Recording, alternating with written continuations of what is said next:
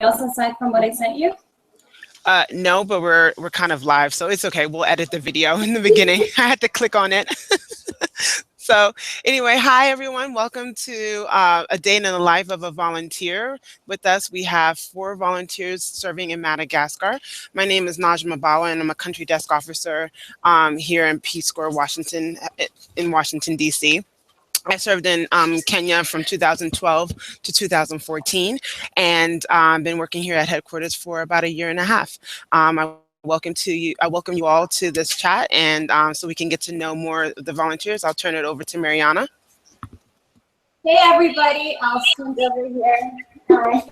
I am the Placement Assessment Specialist for Madagascar. I am also a returned Peace Corps volunteer for Madagascar from 2011 to 2013. And I happen to be in Madagascar this week. So with us, we actually have a panel of 6 PCVs because, you know, it's nicer when it's a larger party. So I'll let you start off by introducing yourself, where from in the States, sector, and how long you've been here for. My name is Catherine. I'm from Southern California. My sector is agriculture, and I've been in Madagascar for 1.5 years now. And I'm Diana. In the States, I'm from upstate New York. My sector was education, but now it's 3rd year extension, and I've been here since June of 2014. My name is Tammy. I'm from Maryland in the States. I am in the health sector, and I've been here for 1.5 years. My name is Angelica. I'm from Minnesota in the United States. I'm in the healthcare sector, and I've been here since February. My name is Colin. I'm from Central North Carolina, from America, and then my sector is agriculture, and I've also been here since February, so 7 months. My name is Sarah. I'm from California. I've been here for 1.5 years, and I'm a health volunteer. Great. So Naj, you want to ask, or should I? It's better if you do, because the camera focuses on you all. So go ahead. Perfect. So what I think most people want to know, based on the sectors that we have represented and the extension too, what does a day in your life look like? So think of the most ordinary day. Kind of just walk us through it. Well, let's start on the other end of the table. You want to go first? Yes. Okay, so I'm a health volunteer, so I usually wake up around 5 or 6, to be honest, because that's when my village wakes up, and that's when the chickens wake up. So I usually like to go drink coffee and hang out with a few people I know at the market. And then on the days that I go to the villages, I would say I leave my house around 8. And like the coworker usually comes to pick me up because they don't really like us walking alone. They say that it's too quiet to walk alone. So on those days, I guess we leave around 8 and then walk for half hour to an hour, and then usually go meet the people we're meeting. So they'll tell the moms and the babies in advance, and so they'll meet us there. And then we'll talk about whatever topic we're planning to talk about. So nutrition, or what else? What else do we do? Wash. So hand washing, using latrines, safe motherhood, pregnancy, just mother and child health in general. And then we hang out, and sometimes I eat lunch out there, sometimes not, and I come back. Most people take a lunch break here, so I would say there's really not much to do between 12 and 2. Most people take a nap, which most volunteers also learn to really enjoy. And then most people also don't do much in the afternoon, especially in rainy season. So recently I've been doing a lot of coloring with little kids that live near me. We sit outside and we color, or friends stop by. But it's a pretty slow-paced life, I would say, the more rural you are. And then obviously cooking takes a lot more time here because a lot of us now cook on charcoal. So you're eating a lot of rice, and cooking takes more time. But then most of us don't have electricity, so a lot of people spend a lot of time reading stuff on their Kindles and then going to bed around 8. I think that's a pretty normal life, pretty typical day in the life of a health volunteer. What about Colin? So I'm an agriculture volunteer. And a lot of my work is, and most agricultural volunteers, self-directed. And we're not partnered with a health worker like a lot of health volunteers are. So we can assess our community's needs and then choose what projects we think we would really be competent to help with. But as for a day in my life, as cliche as it sounds, wake up to a rooster crowing most days. My house is surrounded by chickens. That's usually around 6 o'clock. And I head over to my coffee lady in town, get my coffee every morning and some street food. It's called mufu, kind of fried bread. And I'll sit around for an hour, talk with people, see what's new in the village. And then around 7:30 to 8, I'll do whatever project I'm working on that day. Sometimes I've scheduled appointments with excited community members who want to start homestead gardens. So I work with them on building the plant vans, the garden beds, and educating them about compost and very one-on-one personal thing. And that could take all morning. Maybe I'm meeting with the director of the primary school in town to plan for a school garden and developing a curriculum with him. I'm collaborating with a volunteer who's 15 kilometers away from me for a reforestation effort between our communities. And working with another group for a more business-oriented village savings and loans plan. Depending on the day, what I've scheduled, that usually takes up all morning. And then lunch break around 2 hours or so between cooking the rice and preparing a side dish. 11:30 to 2-ish, I'd say, where things are really slow in the village. I'll just be hanging around my house, reading my Kindle. And then for the afternoon, usually more leisurely things like playing soccer in my village or just going for walks or bike rides, reading my books more if I'm really into it, maybe meeting up with the volunteers who are near me. And then once it gets dark out, pretty much go back to my house, read for a little bit, and then fall asleep by 8 o'clock to the sound of the ocean. I live on the beach. What about you, Angelica?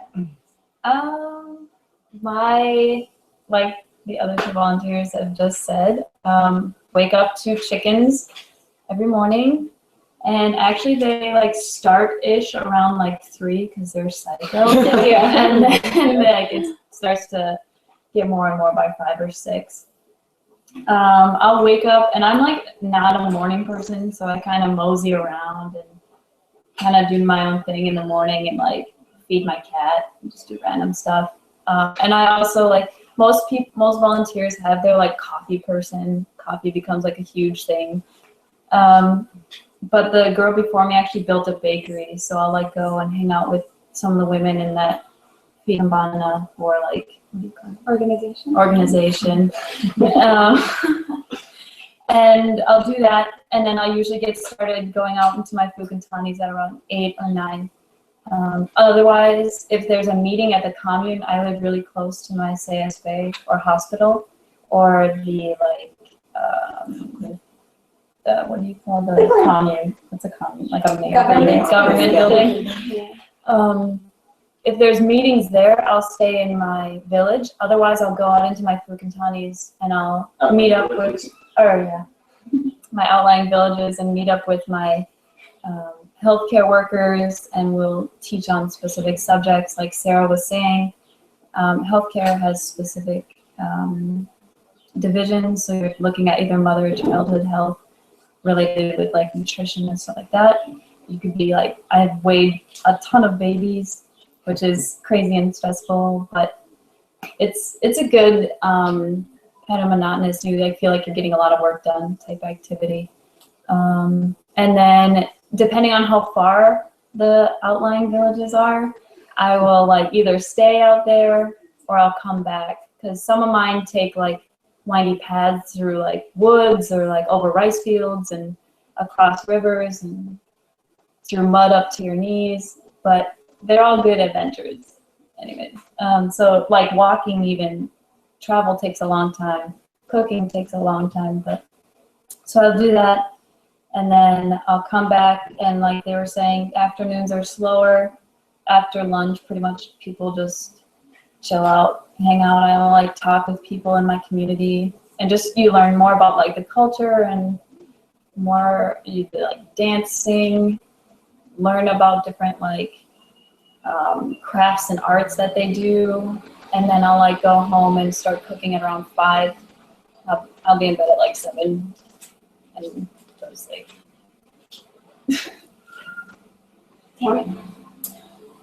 So like the other volunteers, pretty much the same again. Wake up like around 6 or so. Actually, in my community, my neighbors have gotten into the habit of running in the morning. They'll drag me out of my house like around 6 o'clock and go to the big, oh my God. And we'll go to the big football field and he's like, yeah, we're going to run. And he's like, you know, Madagascar, like we'll run for like about 30 minutes and then do like Madagascar style workout routines that they believe that works. So like I do that. So I humor them with that. And like by the time I come back around 7:30, is me getting ready to go to the health clinic to work with my doctor and midwife. I do that like majority of the time when I am at site. So like when we're at the health clinic, majority of the time, if they're not doing consultations with people who are sick, the midwife is usually taking care of anything that has to do with maternal child health, whether it's like the prenatal consultations with pregnant women, vaccines with mothers, pregnant women and children, or just like follow up for women who are already pregnant. So that would take like majority of my morning up until like 12 noon. And then like they all have workers that help them cook food while I have to go back to my home and then like start from scratch to cook everything that will, like they said, take time, like cooking your rice, cooking your side dish, or like washing the dishes before I go right back to the health clinic and then I just help them finish up anything else they have for the afternoon.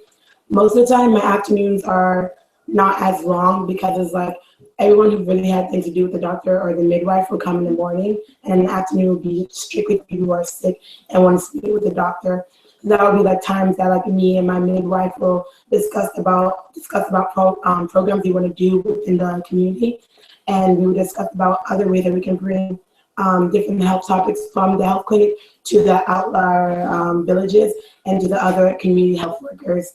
That would take up like maybe majority of my afternoon up until like maybe 4 or 5. I use that time to go back to my main area and relax with my coffee lady. So I don't go to her in the morning, I go to her in the evening because that's when I really need it. And I just get like all the news from the day, like it's just like the best place to just relax and just like communicate with people as they're walking from the market or like coming in to buy like coffee or even the fried meat from bread. And then by like 6 or 7, I'm back in my house cooking dinner with like my little solar panel because it's already dark and I can't see anything. And like by 7:30, I'm like watching some show on my computer or reading my Kindle before I finally go to sleep. And like that's like a typical day for me. Yeah. Yes. I had the luxury of being an education volunteer, and now I work with an NGO. So those things mean that I had a very specific job laid out for me and a very specific schedule. So I didn't really have the struggle of finding my place, making my own plans, finding people to work with. I just arrived at the school and then start teaching at 7 a.m. and finish at 4 p.m. and there it was. But now that I'm working with an NGO on a food security project, and I focus on gender. So I live in the capital city, and I get up every morning at maybe 6:30, 7, make some breakfast, and then I walk to a bus, and I get on a bus, and I go to work, and then I go into my office where I have a desk and a chair and a computer, and I do work on Wi-Fi all day, and there's a coffee, like a Mr. Coffee machine where I get my coffee, and I drink it out of a giant cup, just like in the States. We do have a lunch break though, and if I lived close to the office, I would go home and cook rice, but I don't, so I go out and eat rice. Then I head back. I work from 8 to 5 every day, pretty standard American hours. It's an American NGO. And then in the evening, I do stop by a market on the way home, and I bargain for my food as I used to during my 2-year service. And then I head home, I cook, I go to bed. I still go to bed at like 8:30. Living in the city. But I do have electricity now, and I did have electricity during my service. Sorry. But that's pretty much day to day. But I do get to go on a lot of field visits with this NGO, which is cool. I get to go back out into smaller villages like where I used to live, and visit organizations, see what they're up to, go out on home visits with, we have the organization has lead mothers who focus on mother and child health and nutrition. And then we have lead farmers who focus on agricultural livelihoods. And I get to go along with them and see what they're up to and basically learn. My job is a lot about me learning, which is pretty cool. Okay, well, my typical day is an ag volunteer. Like most everybody said, I'm woken up by chickens at like 6 a.m. in the morning. Between 6 and 6:30, I kind of just wake up and clean my house and go out and water the garden that's in my yard, take care of my ducks and chickens. And then I go out and sometimes I'm working in a rice field, sometimes I'm working at one of the perma gardens that I've started, and other times I'm going to a school and starting a school garden. It really just depends on the day and what I have planned. Normally by, I think, like 12, I'm starting to cook lunch, and that takes a few hours just to get done, wash the dishes, do everything like that. And during the school year, I'll have a English club 3 times a week in the afternoon. But other than that, my afternoons are pretty free, just to relax, read a book, do whatever I want. By 7 o'clock, I'm normally back in my house cooking dinner and getting ready for bed. On the weekends, I'll go to the karaoke bar and have a beer and sing karaoke, but that's kind of the only variation. Yeah. Perfect. Sorry, you guys. I'm actually texting with Najma using my phone to see how if any questions are coming up. So something that I've heard asked a lot is, what's one thing that you packed that you wouldn't be able to survive without? And I'll let Tammy start. So my favorite thing that I packed, I feel like it's essential for, at least for my organization in my home, is that I have a hanging shelf. I got 2 of them from Target, and they're like about this big and like that long up, and one of them holds like my clothes, and another one holds like actual like miscellaneous things in it, and it's just like nice to have it like not on the floor and not in the corner, but in a place that I can actually see it. So definitely hanging shelves. Yeah. What about Angelica? My Luminade is my life. In my little baby hut, I don't have any electricity or anything, but I just have a singular little Luminade. You don't have to get like a ton, and it lights up perfectly. And it's a tiny solar panel, and I can just set it outside or like carry it on my backpack all day. And it's like, it's a lifesaver, even for like going, if I forgot something or have to go to like a nearby little store or a pisserie, then I'll just like carry that with me. Cause when it's dark here in the countryside, that is really dark. So. What about you, Dan? I have a solar-powered speaker, which I know I said I had electricity. And the great thing about the speaker is not only that it's solar-powered, but it has a battery inside, so you can charge it up with the sun, and then later use it, not only listen to music, but charge your phone.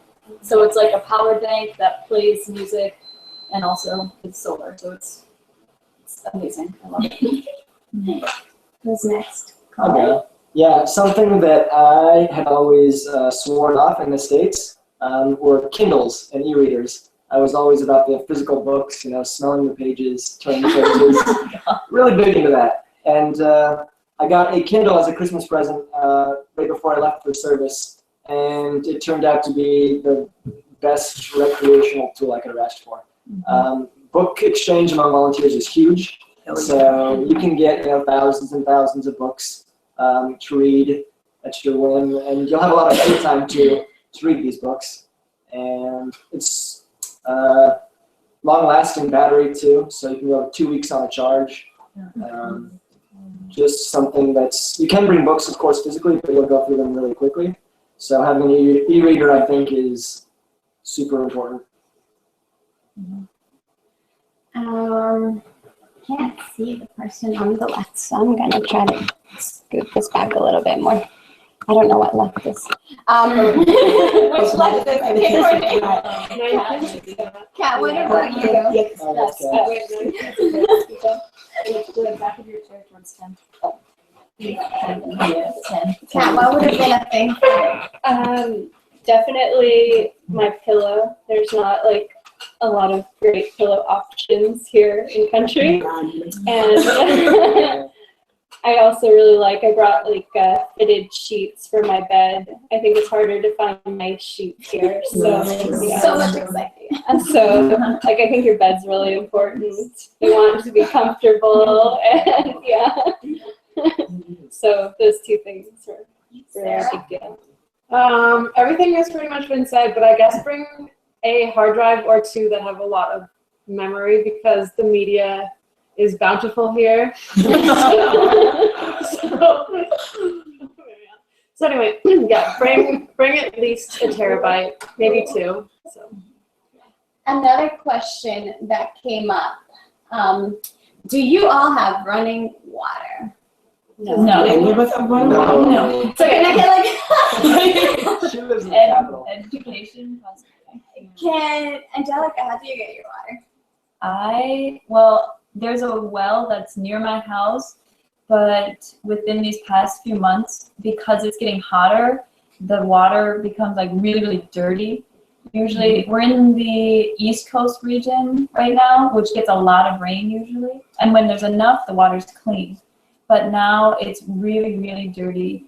And there's graphite in it because there's a place called Graf Mada that's a little bit up more north, and the water flows down. And so now I get it from the river. Is that a mine, Graf Mada? Yes, it's a mining company site. So I get it from the river, and I just use what's called Siro. It's a little like chlorine. What about you, Sarah? All of our wells or all of our pumps have been dry. They're dry half the year, so I actually have to pay someone to get my water. And they get them in, I think in English they're jerry cans. Yes, like the big yellow, 22 liters. And I probably go through maybe one a day overall, depending on laundry and showers and stuff. But it's affordable. It's totally affordable. So does anybody do anything besides pump or river? I do. Yeah. So what I do for water is pretty rain dependent. I collect it off one of my roofs. When it rains enough, I have a hose, and then I feed the hose up over the roof, and then I siphon it with my mouth, which is the cleanest method, through the hose, and then I spray it into a jerry can. It's water, but it is rain dependent. So far, there's been enough saved up because there's a big storage thing on my neighbor's roof. It's really good. But if it does run dry in the hot months, then I will probably use the river that's by my site. I actually buy my water from, there's an organization that I live next door to, around in Sika, and so I just buy clean water from them. But I also live next to a well, but I have the same problem with it being dirty this time. Yeah, it's dirty. Yeah, but I think all of us, pretty much all volunteers, collect water in the rainy season because it rains so much and it's so clean and it tastes better than any other water. Yeah. But right now, that is not the case. It is not. It's going to be rainy season in October, November. Okay. I don't live in everything. So depending on region, right? Madagascar being the 4th largest island in the world, you're going to have different times of year where you can count on rain. It's pretty standard, but there is one particular part of the country where it's raining a lot, all the time. Yeah. What about Indiana? You have running water. Yeah, I'm on the city water system. Yeah. We won't have that.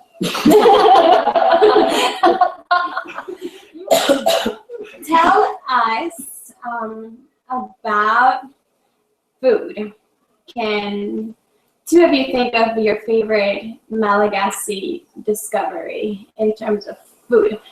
Everybody knows rice for breakfast, rice for lunch, rice for dinner. So what is your favorite loka, the side dish, or some sort of fruit or some sort of interesting street item that you're both liking? Bonbon cocoa. It's like candied coconut. Oh yeah? Yeah, it's really good. I like cutlets, which are little Yeah. curry potato pancakes, like fried potato pancakes. So good. Definitely Malagasy lychees. We're coming to see them very, very, very soon. And they are like the best thing I've ever tasted. As far as loka goes with rice, I do really like ravitutu, which is controversial among volunteers. I love It's Don't like it. pounded or ground up cassava Cassava leaves. And some volunteers love it, and some volunteers think it tastes like grass clippings. I love it. Can one of you explain what loka is? It's depending on your dialect, it'll either be a side dish or what they call fish. In my dialect, loka means fish, which is trundru in the Malagasy official. So your side dishes will be either like what she was explaining, crushed up leaves, or like there'll be kidney beans or like type of meat. And then also, depending on the region, it might be like more custom to have like a little like kind of side salad, which is usually a shredded vegetable, like a carrot or a cucumber or something. So what are the other lokas, or the favorite side dishes or fruits or Malagasy meals that you Well, at least on the coast, you will get a lot of like the seafood options, either fish or small shrimp, or sometimes if you're lucky, you get crabs. And like with the fish, it varies from being this big to being that big. You eat all. But you eat all of it, yeah. I'm the only one here who lives not on the coast, and so we have a ton of vegetables right now. Peas are in season, and you can make like you just like cook them really well, and they basically kind of liquefy, and they're so good, especially with meat or without meat. We also have a lot of green beans, potatoes, carrots, squash, cucumbers, onions, ginger. So we have everything. So in the Highlands we have a lot of veggies, and people eat more meat, but fish is not really a thing. But if you're on the coast, then you get all the fruit and the fish. But if you're in the Highlands, you get all the vegetables. So there's just different things, yeah. Colin, did you say yours? Yeah, so in the States before I came here, I was a vegan for 3 years, and I came to the country with an open mind. If necessary, I would eat dairy products or eggs, but it turns out that I don't have to. It's very easy to be vegan, at least where I live. For breakfast, I normally have oats that I buy in the city, and then I bring them to my site, and I chop up bananas and add peanut butter, and then go to my coffee lady and get some street food there. And then for lunch and dinner, I cook rice. And there are many different types of beans you can get in Madagascar for protein. Chickpeas they have here, like Angelica said, kidney beans. You can buy stuff in the cities like lentils, which might be a little more expensive, but they're also affordable from time to time for your stipends. And I'll saute vegetables with that, onions, peppers, tomatoes, garlic. And then I have a salad of carrots and cucumbers. And I've remained pretty healthy on that diet so far, alternating between different kinds of beans for my side dish. But where I live, fish is plentiful if you eat fish. Meat, not so much. How do you manage Malagasy food, having a vegan diet? To be honest, it's not that different than in the States. The Malagasy diet is rice-based, and America is more wheat-based.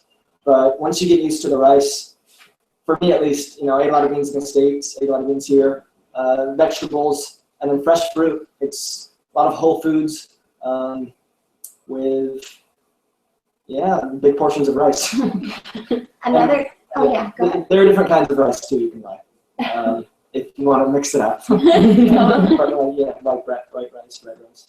Another question that we had is, what language do you learn in pre-service training? Malagasy official. And then we learned, did you guys learn a dialect? Yeah. Okay, so It's half and half. yeah, so for your first month or month and a half, you'll learn the official language. And then when you get your site placement, you'll be put into different dialect group or still in the official, depending on where you are. And it's still just a variation of the basic Malagasy official, but depending on your region, it varies just like slightly. Different vocab. Yeah. And you will not need to know any French coming into this country. That was something I was worried about before, but The numbers. Yeah, numbers. you don't need to know. They teach you in PSD. No. They taught us a lot for our We region. got Most one day of of them. numbers. Yeah, we got one day. That's a lot. What was it? Okay. You should have. We we want There a should be little some bit of French. French. Okay. Yeah. Yeah. Especially if you're on the coast, they do mix up French with like regular vocab a lot. Or if you're in the northern region, health doesn't go up as far, but agriculture goes all the way up to the northernmost point of like Madagascar, and they really mix a lot of French in. Yeah. Their My dialect. previous site was in the north, and I would ask someone, how do I say this in Malagasy? And they'd give me a French word. Yeah. So it is Yeah. helpful to know Don't just stress some out. basic words. And you'll pick them up really You pick easy them up once you so get there easy. too.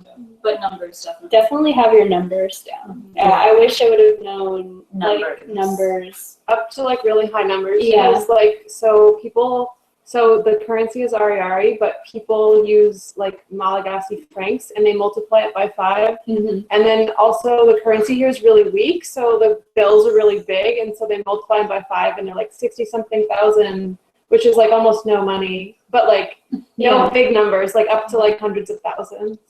So depending on where you are, I guess what that lets you know is language can vary up, and then some can borrow a lot more from French than others. I'm in college would be the one that doesn't borrow as much. Yeah. And then the volunteers that work further up in the north, further in Down the south, south, I guess. yeah, can have more French. So it's a useful language depending. What was the other question? But also, I was just gonna say like Madagascar is a country where pretty much everyone understands each other, like among dialects. So if you're like not super close to your friends, you'll still understand each other. And like if you come to the capital, you'll understand things, unless you're really far north, which, well, but yeah. Otherwise it's all mutually like intelligible. So. What are your houses like? That's not hard. Yeah. Okay, so this one out. Yeah, but that's you're also in your third year. You're also education, which is larger town. So why don't we start with yours and then make our way? It gets smaller over time. During my 2-year education service, I lived on the school compound, and I had a 2-room concrete house with a pump in the yard, which is unheard of. And then now for my 3rd year, I'm living in a 1-bedroom apartment in the capital. I have a full bathroom and a kitchen and a living room, and it's really nice. And please come stay with me. should I go? So I also live in the Highlands, but so the capital's in the Highlands. I live south of there. And I live at my CSB, which is like our clinic, so that's where I work also. And I also have a cement/brick house, 2 rooms. My shower's inside, but there's no running water, but I don't have to leave my house to shower.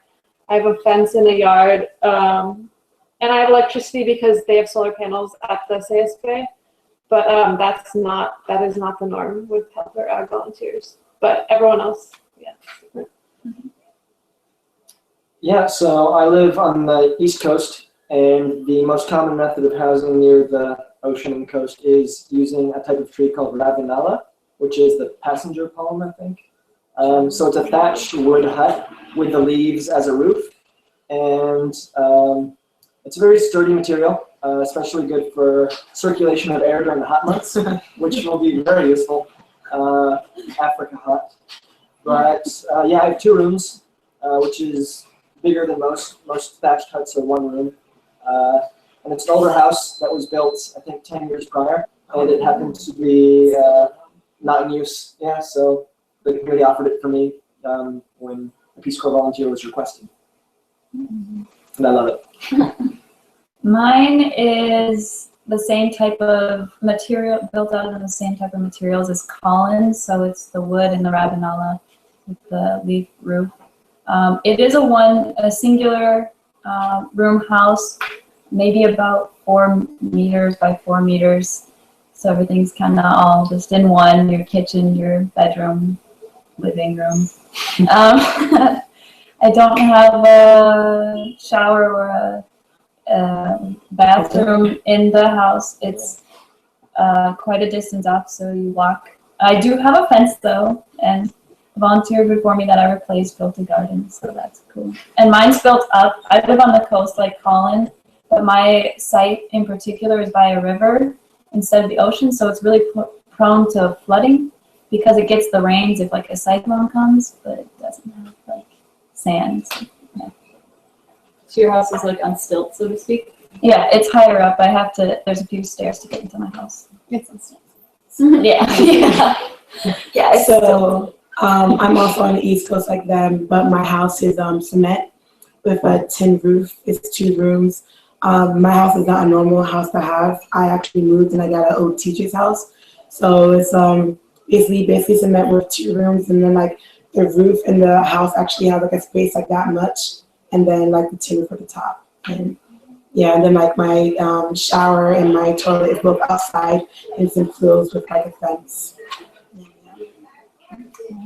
Yeah, I live on the East Coast as well, and I actually live in what was a converted office. So it's a cement building, and then my host organization like built another small building in front on the patio. So it's 2 very small rooms. I have a yard and a fence. My shower and my toilet area is pretty nice. It's tiled, and yeah. And sometimes I kind of have running water if I feel like the tank above. So I do have like a working shower, and yeah, it's pretty nice. Okay. How far or how long do you have to ride your bike to work?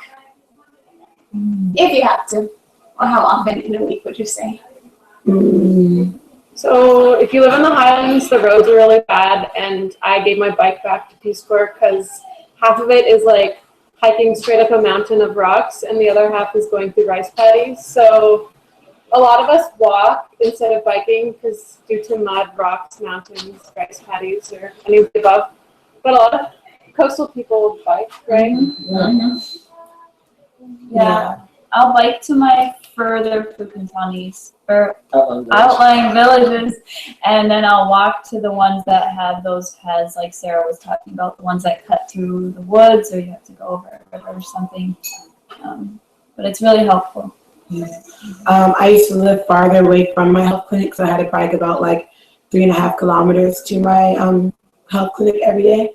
And then like once I moved closer, I only had to bike to like the outlying villages that were like maybe 10 to 12K away. I would say I bike about twice a week for very specific projects that I'm working on. For example, this forest that's, 10 kilometers away. I'll bike to instead of walk usually. And then to get to my banking town, I bike from time to time, but I can also walk, which is about 15K away or so. And also for leisure, from time to time I'll just go on a bike ride. It's really nice. I mostly walk. Most of my projects are within my community, which isn't like very far to go. But if I want to go visit another volunteer that's close by or go to the beach, I'll use my bike. I used to live on my school compound, so didn't have to do anything. But I did teach at primary school and ride my bike 1.5 kilometers there. And there's so much traffic in the capital city, as you'll see very soon, that I wouldn't want to ride a bike. I'd feel claustrophobic. Great. So I think that answers some of the questions that we've had for today. Thank you guys for participating. Is there anything else you'd like to add for our last 3 minutes? A lot of everybody tells you Peace Corps is going to change your life, and that may be like daunting and scary, but it's also really cool. And like there's going to be things that scare the crap out of you. You're going to go through like hard times, but like really amazing times.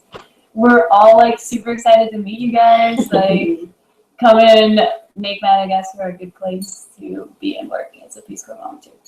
And don't stress out about the packing. Yeah, you can don't. do everything there. Yeah, don't stress. Also, I think that was told to me by a previous volunteer before I came, like this time, like last year, was that don't really have expectations. I just like let things happen as they are, and like don't have any like predetermined expectations about what you want to be like. Just let it happen as it does, and be like pleasantly surprised about what happens. When I was contemplating my 3rd year, I was talking with my dad about this, and we made a list of pros and cons.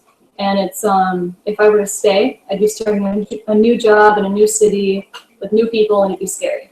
And if I left, I'd be starting a new job in a new city with new people. It's scary. So I guess the best way I can put that is it's hard, Peace Corps, but it's the same hard.